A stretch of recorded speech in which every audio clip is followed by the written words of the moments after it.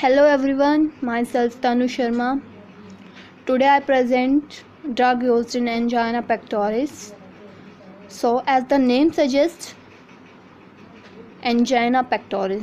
So the first question is that what is angina pectoris? So let's start with the introduction of angina pectoris.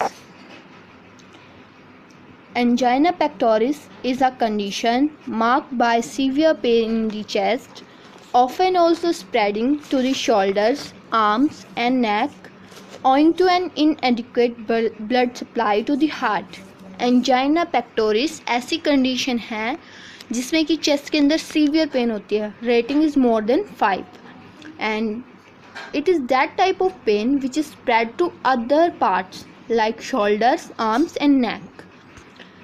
It is happening because of inadequate blood supply to the heart. A type of chest pain caused by reduced blood flow to the heart. ये ऐसा pen है, ये इसलिए कोज होता है क्योंकि जो हमारा हार्ट होता है उस तक ब्लड फ्लो जो हो जाता है वो कम हो जाता है. Also called ischaemic heart pain, इसको हम दूसरा नाम देते हैं ischaemic heart pain. Angina is a symptom of coronary artery disease. Anti-anginal drugs are those that prevent, abort or terminate attacks of angina pectoris. So to treat angina pectoris, drugs used are anti-anginal drugs. And what are anti-anginal drugs? Anti-anginal drugs are those that prevent, abort or terminate attacks of angina pectoris. जो रोकते हैं वहीं ख़त्म कर देते हैं angina pectoris के attacks को. सो एंजाइना भी दो तरह की होती है हमारी. One is stable angina and another one is unstable angina. जो स्टेबल एंजाइना होती है वो प्रेडिक्टेबल होती है, यानी कि वो last no longer than 10 minutes. 10 minutes से ज़्यादा जो पेन नहीं होती है उसको हम कहते हैं स्टेबल एंजाइना. और ये हमारा ठीक हो जाता है रेस्ट से और सबलिंगुअल नाइट्रेट्स के यूज़ से. And another one is unstable angina. Unstable angina होती है जब हम रेस्ट पे होते हैं तब हो जाती है, या फिर जब हम कुछ ज़्यादा हैवी एक्सरसाइज ना करो तब भी हो जाती है. इसके लिए हमें इमीडिएट नीड होती है मेडिकल अटेंशन की. So now classification of anti anginal drugs. There are 5 types of anti anginal drugs. First is nitrate and nitrate is also 2 types, short acting and long acting. Short acting में आते हैं हमारे glyceryl dinitrate जो कि हमारे GTN और nitroglycerine. और long acting में आते हैं हमारे आइसोसोर्बाइड डाइनाइट्रेट. इसको शॉर्ट एक्ट भी कर सकते हैं by sublingual route. Isosorbide mononitrate and erythrityl tetranitrates. And the second classification is beta blockers. Beta blockers के हमारे एग्जाम्पल हैं propranolol, metoprolol, atenolol and others. Beta blockers के लिए हम निमोनिक्स भी यूज़ करते हैं. जो ड्रग्स हमारे लोल के साथ एंड होते हैं वो हमारे होते हैं beta blockers. There are some exceptions also there, but mostly drugs which are end by lol are called as beta blockers. Third है हमारे calcium channel blockers. And calcium channel blockers are also 3 types. First phenyl alkylamine जिसका example है हमारा वेरापेमिल. Second बेंजोथाइजेपाइन जिसका example है डिल्टियाजम. Third डाईहाइड्रोपायरिडीन्स जिसमें हमारे आते हैं drugs which are ending in pine. For example nifedipine, felodipine, amlodipine, lacidipine, benidipine, nimodipine etcetera. Fourth classification of anti-anginal drug is calcium channel blockers. It is also called second line treatment of angina pectoris.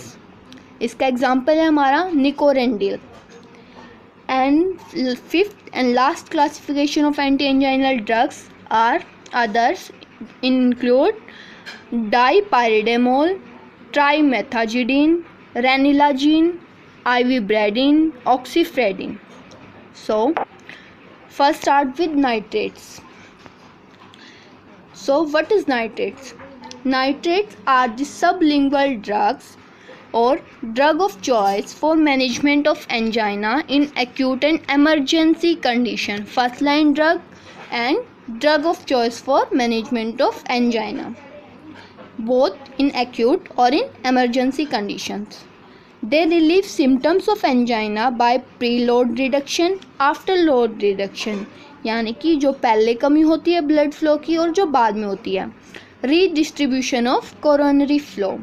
So, mechanism of action of nitrates are: the organic nitrates are prodrugs that are source of NO यानी nitrous oxide. Nitrous oxide activates the soluble isoform of guanylyl cyclase, thereby increasing intracellular level of cGMP. So, what is cGMP? Cytosolic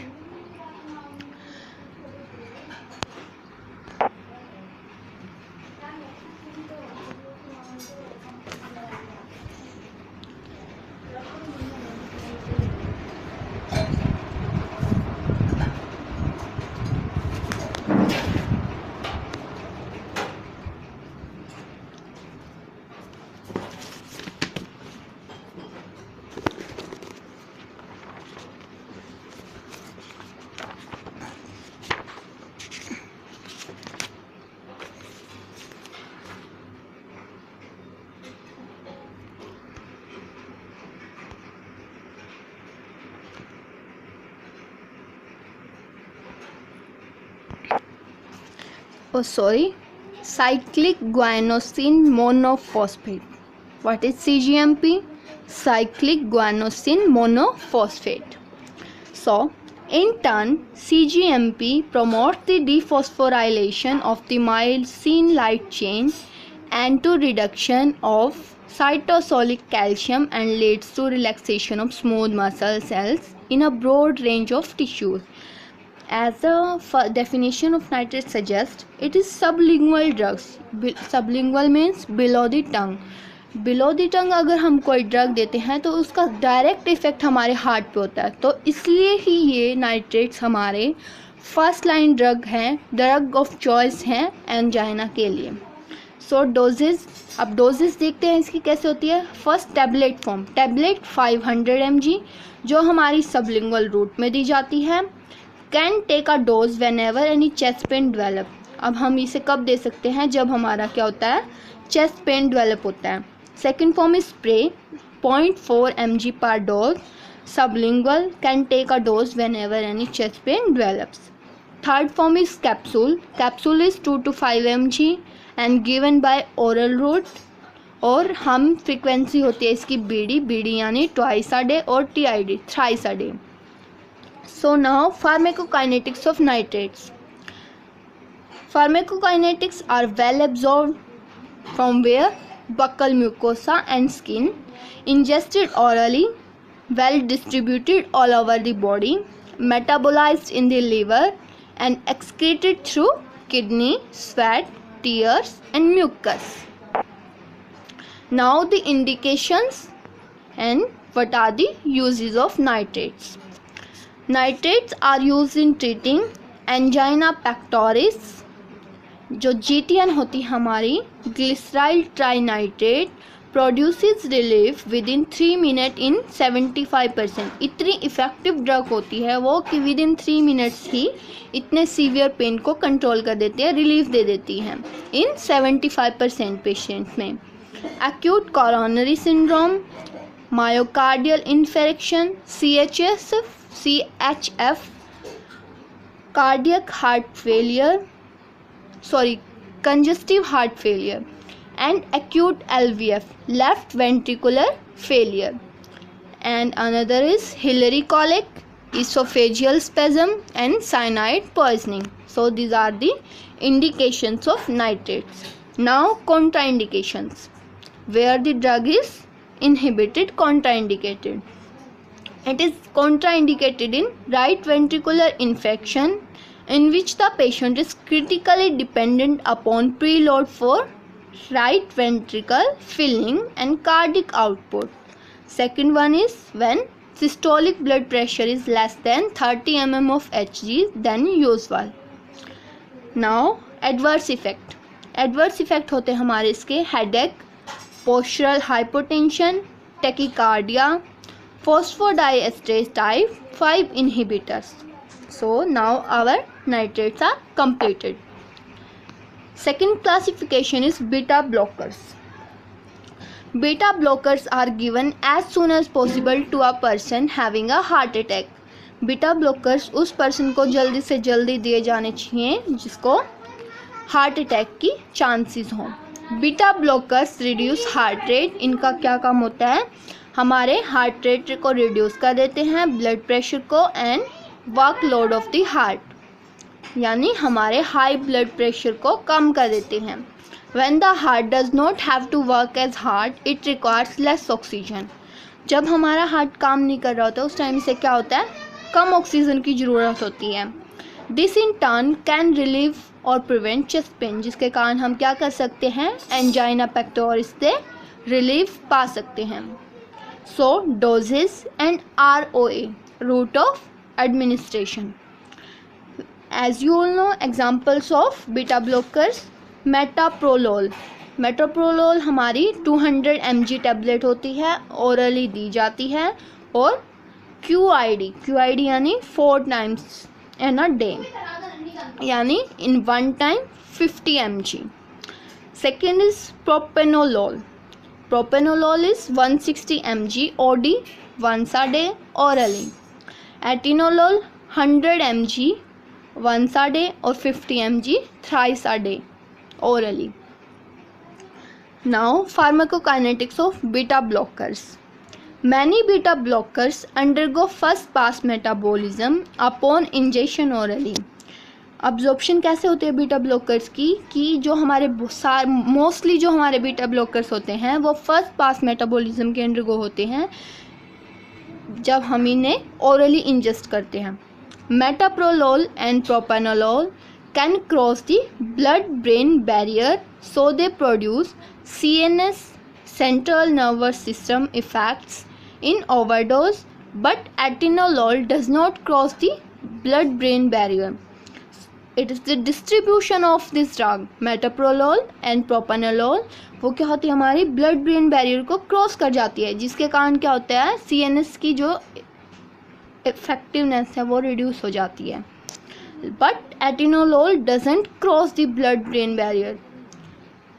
Now metabolism. Mostly the beta blockers are metabolized in liver and excreted through urine, and some other routes are also like sweat, tears, mucus. Now indications of beta blockers. So first indication is angina pectoris, cardiac arrhythmia, congestive heart failure, glaucoma, hypertension, myocardial infarction, theophylline overdose. ये सारी हमारी क्या है, indications हैं beta blockers की. Now contraindications. Bradycardia, AV block, atrioventricular block, decompensated heart failure, asthma. Now adverse effect. Coronary artery spasm, shortness of breath यानी dyspnea, fatigue, weight gain, dizziness, headache and upset stomach. These are the adverse यानी side effects of beta blockers. Now third classification of anti-anginal drugs. Calcium channel blockers, also called CCBS. Calcium channel blockers. Calcium channel blockers have the added benefit of slowing your heart rate. इनका क्या होता है कि ये हमारे heart rate को slow कर देते हैं, which can further lower your BP, जिसके कारण क्या होता है, हमारा ब्लड प्रेशर अपने आप कम हो जाता है. and relieve chest pain यानी angina pectoris and control an irregular heartbeat, और हमारी जो irregular heartbeat है वो कंट्रोल हो जाती है. Calcium channel blockers are also called calcium antagonist. इनको हम दूसरा नाम क्या होता है इनका, calcium antagonist. Now mechanism of action of CCBS. CCBS lower your BP by preventing calcium from entering the cells of your heart and arteries. After that, calcium causes the heart and arteries to contract more strongly. Calcium का क्या काम होता है? ये हमारी arteries को और heart को contract करता है बहुत strongly. By blocking calcium, CCBS allowed blood vessels to relax. अगर हमारा कैल्शियम ब्लॉक हो जाता है आर्टरीज और हार्ट के अंदर, तो उसके कारण क्या होएगा? हमारी जो ब्लड वेसल्स हैं वो रिलैक्स हो जाएंगी और ओपन हो जाएंगी, जिसके कारण क्या होएगा? हार्ट रेट स्लो हो जाएगा, ब्लड प्रेशर कम हो जाएगा और रिलीफ मिलेगा चेस्ट पेन से. Now doses and route of administration of calcium channel blockers. As the examples, verapamil, it is given 80 to 160 mg every 8 hours orally. यानी TID means twice a day. Nifedipine 10 to 40 mg every 8 hours orally. Diltiazem 60 to 120 mg every 8 hours orally, यानी 3 times a day. Now pharmacokinetics of CCBS. CCBS are well absorbed orally अच्छे से absorb हो जाती हैं. However, many have low bioavailability due to hepatic first pass metabolism. कुछ की क्या होती है, जो बायोअवेलेबिलिटी होती है वो कम होती है. क्यों होती है? क्योंकि वो फर्स्ट पास मेटाबॉलिज्म के अंडरगो हो जाती हैं. CCBS are highly protein bound. Distribution क्या है? ये हाईली प्रोटीन बाउंड होती हैं. And many have high volumes of distribution. They are metabolized in liver and CCBS are primarily excreted renally after metabolism. जो फर्स्ट excretion है वो हमारा कैसे होता है? renally यानी through kidney, and others are like tears, sweat, mucus. Now indications to prevent, treat or improve symptoms in a variety of conditions such as coronary artery disease, chest pain यानी angina, irregular heartbeats यानी palpitations. And contraindications of calcium channel blockers are patients with unknown hypersensitivity to drug.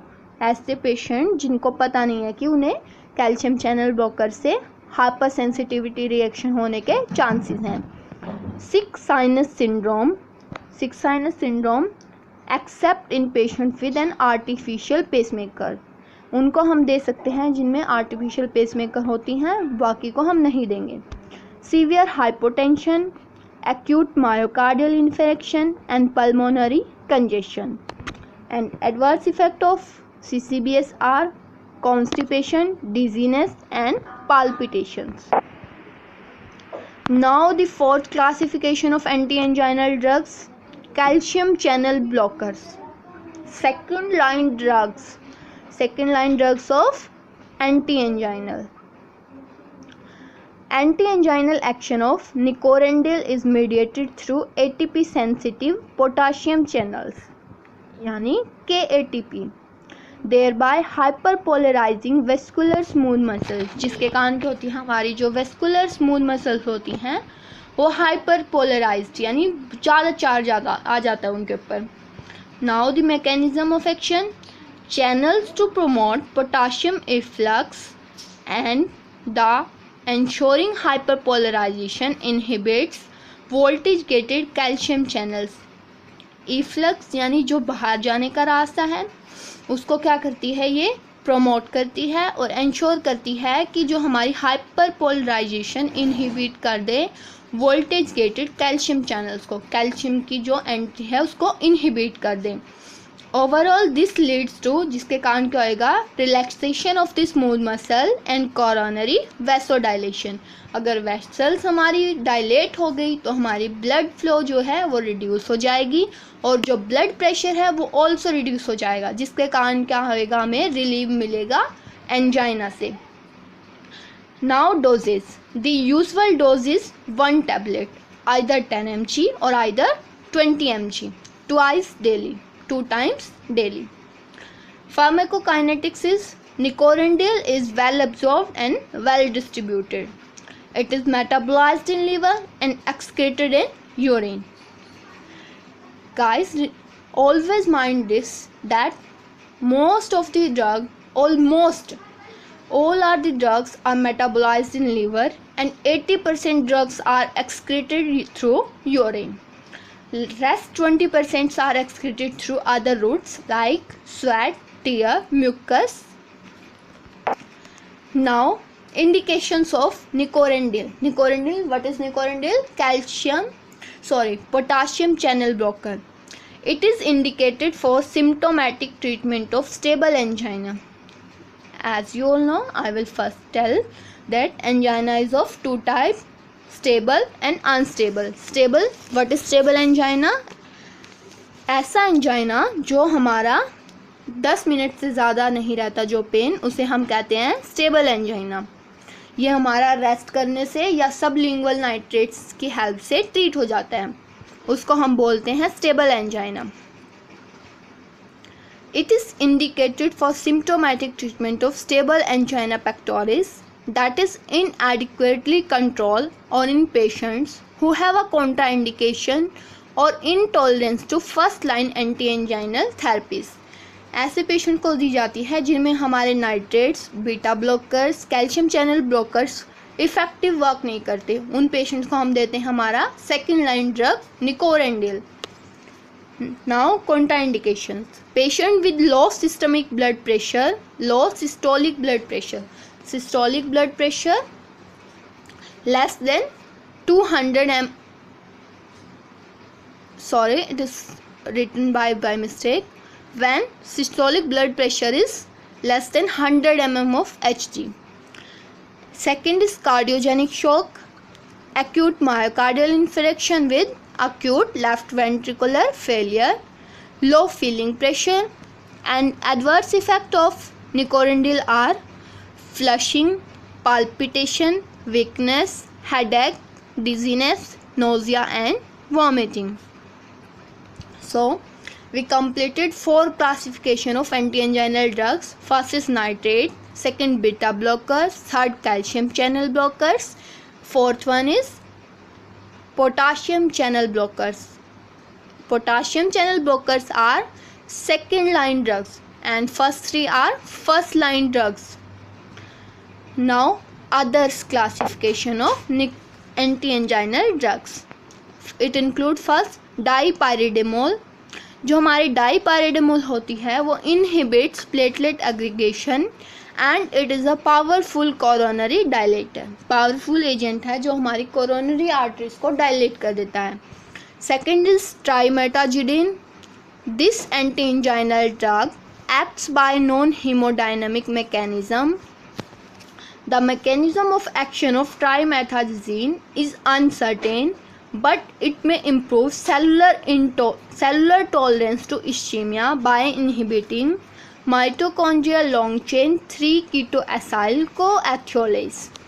ये क्या होता है? Anti anginal drug है जो हमारा work करता है नॉन हीमोडायनेमिक मैकेनिज्म पे. Third one is ranolazine. Ranolazine, this is noble anti anginal drug. Primary acts by inhibiting a late sodium current in the myocardium. Fourth one is ivabradine. This pure heart rate lowering anti-anginal drug. Ranolazine क्या था? हमारा Nobel anti anginal drug था और हमारा ivabradine क्या है? Pure anti anginal drug. Has been introduced recently as an alternative to the beta blocker. Recently कैसे use होता है? Alternative of beta blockers. It blocks cardiac pacemaker यानी sinoatrial node cell. Last one is oxyfedrine. ये क्या करता है? Improve myocardial metabolism.